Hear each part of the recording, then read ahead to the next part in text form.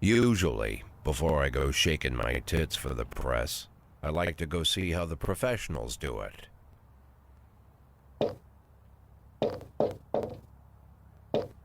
Some might say the chief of police has no business in an institution like this, but in fact it's the quietest and safest place in town.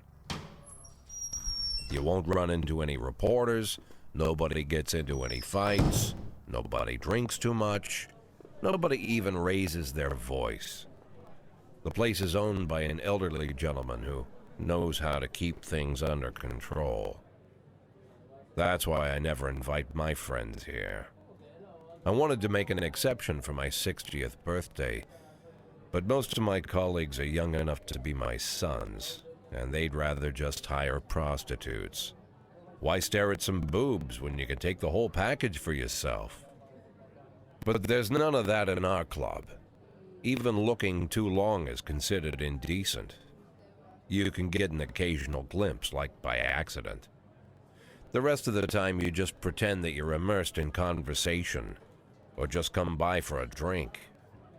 Doesn't mean these gentlemen wouldn't want their bald heads smothered in tits. It's just that nobody says it out loud. My younger colleagues might call it hypocrisy, but I call it the good old-fashioned manners. Good manners and leave the rest unsaid. She agrees to unbutton her blouse, and we agree not to pay too much attention. The girls are on a quiet prowl, too. They're looking for a way out of their cramped rooms. Maybe make friends with some wealthy patron with a pacemaker and dentures. Everybody wants something. But we have to control ourselves, or we'll all turn into libertines and prostitutes. Hell, if there weren't any rules, I'd be belching and farting, jumping up on the table, arms held high, yelling, "Shake it, baby!"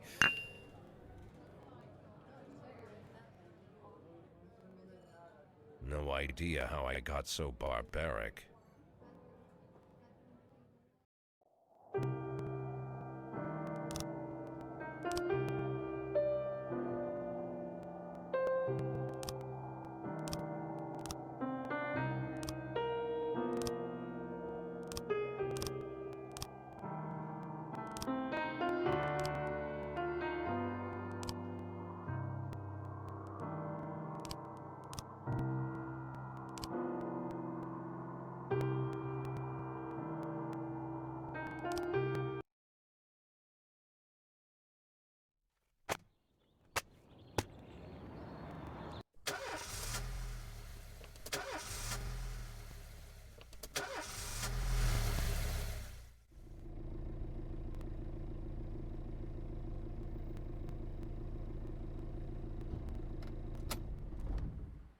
When I was a kid, my father sometimes told me at bedtime that if I closed my eyes and didn't open them for a long time, all the demons would blow away. Yesterday I turned 60, but I still take his advice. Not because I'm sentimental or want to keep the memory of my father alive. I just can't think of a better solution. To get away from all the demons that haunt Freeburg, I'd need to wear a blindfold 24/7. Plus, it's a good idea to act blind when talking to reporters. At least that's what my colleagues say. They're afraid of press conferences. But for me, it's more like a confessional. No matter what lies you tell, you're privately thinking the honest answers. It helps me remember who I am. The fact that I'll be reading all about it in the papers tomorrow is a small price to pay. Call it penance for the preacher.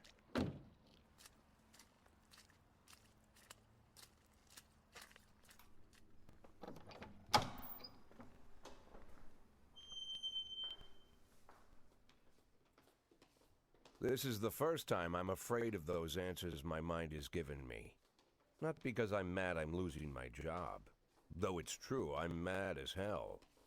Not because I subconsciously blame everyone else. Though I damn sure do blame them. And don't even ask me what my next move is. I can't imagine. But even that doesn't scare me. The worst thing is, I know I'm gonna have to do something. I'll be damned if I know how far I'll go. I may have a lot of vices, but predictability isn't one of them.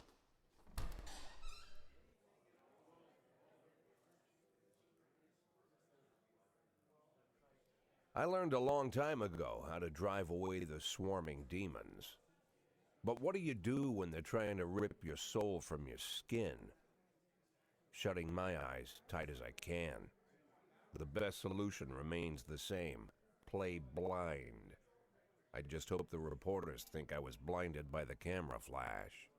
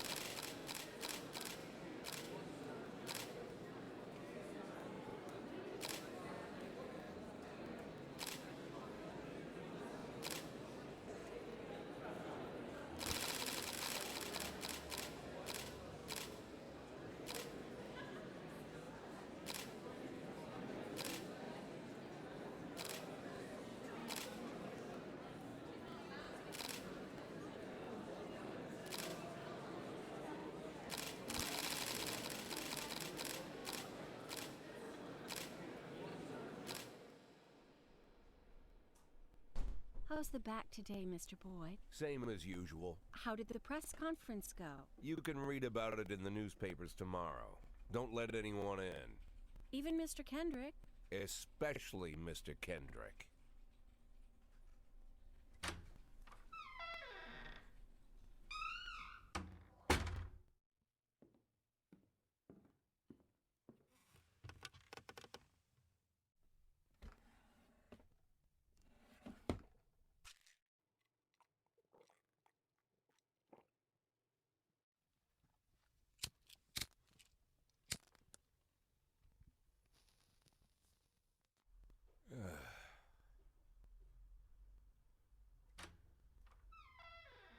As soon as I heard the door creak, I knew what face I'd see.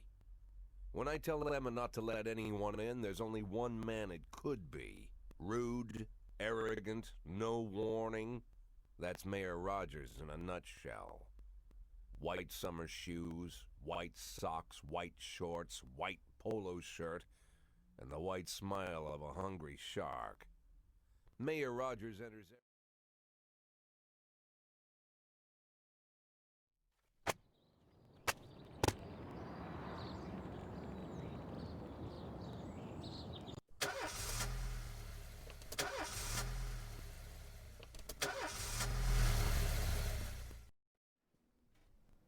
Cops don't use the police station cafeteria anymore. There's some kind of stigma against sitting shoulder to shoulder with your partners. Everybody just takes snacks from the machines or grabs a meal and hammers it down in the corner like a vulture on a corpse. The main thing? Don't look into anyone's eyes. Could be construed as an invitation to sit together. The only people eating here are ghosts.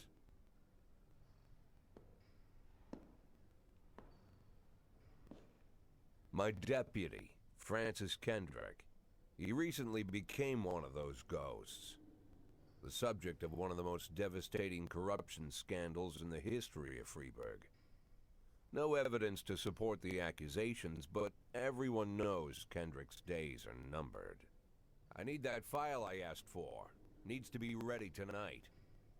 Francis didn't say anything, but I understood. Ghosts aren't supposed to talk. Besides, I got a feeling he was already finished.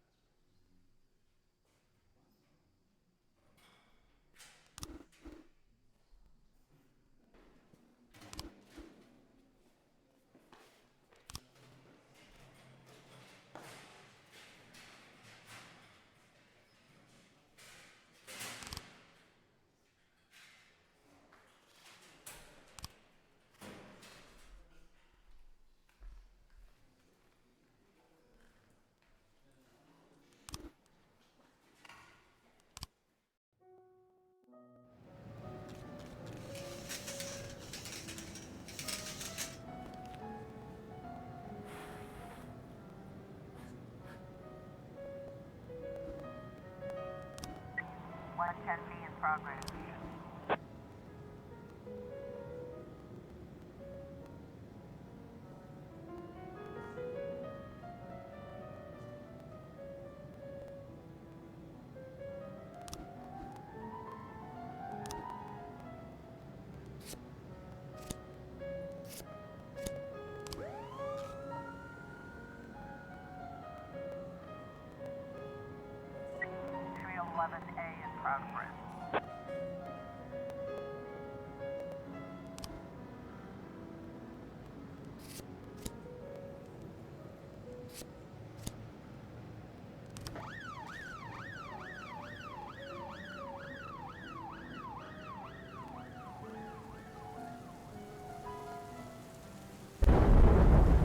Progress.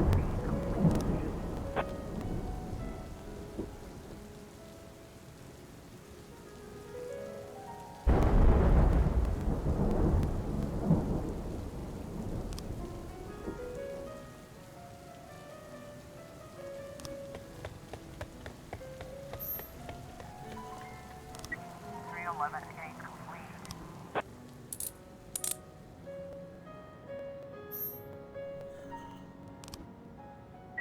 910C in progress.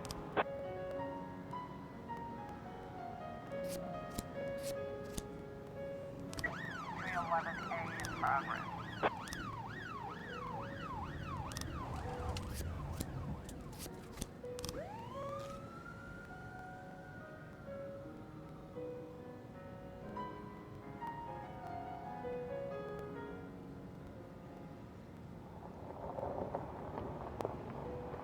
412A in progress.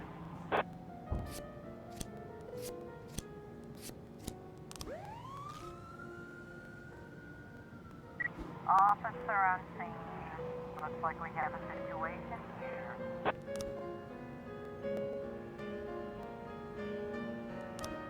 Nine testing complete.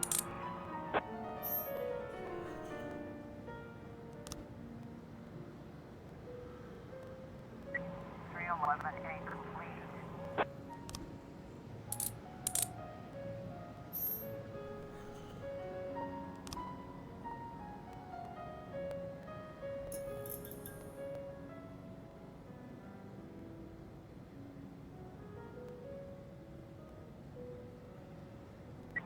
Or 12A complete.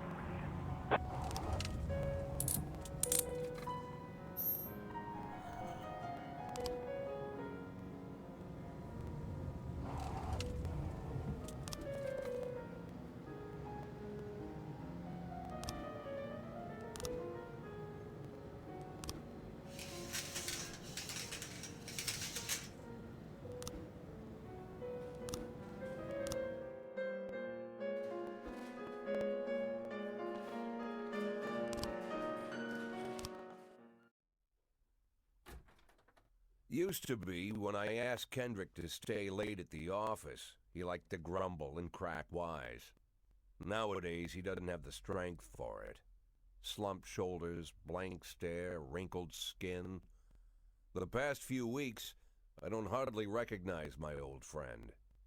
In his younger years, he reminded me of a gallant royal officer in an old Kipling story.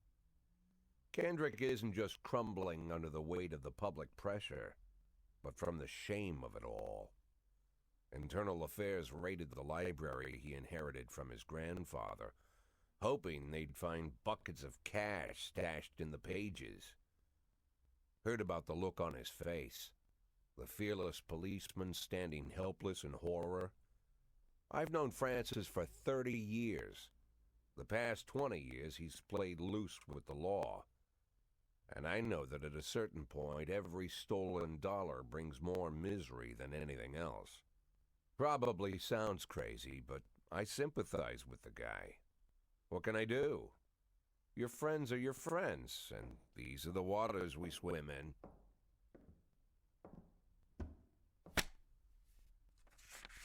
Called all of the people on that list today. Now they know you're in business, so you could get a call from any of them. You don't need to worry about any of them. I've cleared them all. And what kind of business are we talking here? It's nothing too serious, just like you asked. Should be just a few small favors. Payments will vary depending on the situation and who you're dealing with. How much you looking to earn? $500,000. $500,000? Why not a whole million? Because everybody wants to take $1 million. Figured I'd try something different. $500,000 in 180 days? Well, you could earn it all above board if you netted all the big fish and hit all your bonuses. Never knew you for a fisherman. Well, you never got into my business, and I'm not trying to get into yours. But be careful about bringing in any other cops. Sooner or later, they'll put the finger on you. And one more thing, Jack. I remember what you said, but I should probably add one more name to that list. Christopher Sand. Sand. Christopher G. Sand. Everyone knows the name, but few could tell you who he is. The old man stays away from the spotlight. Always wears old-fashioned jeans and knitted sweaters. Gives to charity. Rarely attends social events. An avid hunter, I hear. Even dabbles in poetry. You'd never guess he's the head of the oldest and most powerful gang in the city. Goes back as far as his great-grandfather. And Sand is strict about following the old rules. He rarely involves himself in commonplace murders and robberies. Hardly needs to intimidate anyone to get his point across.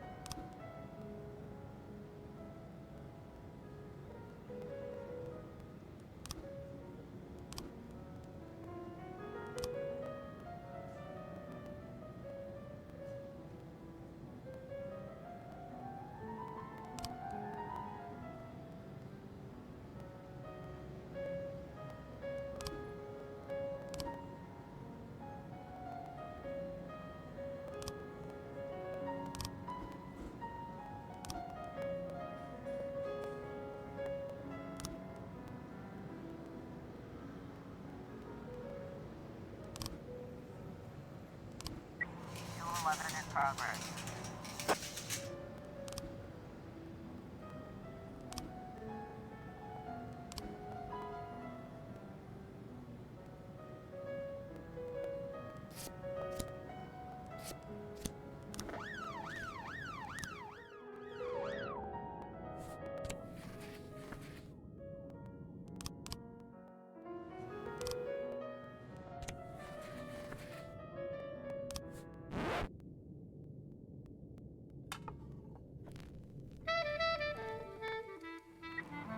In progress.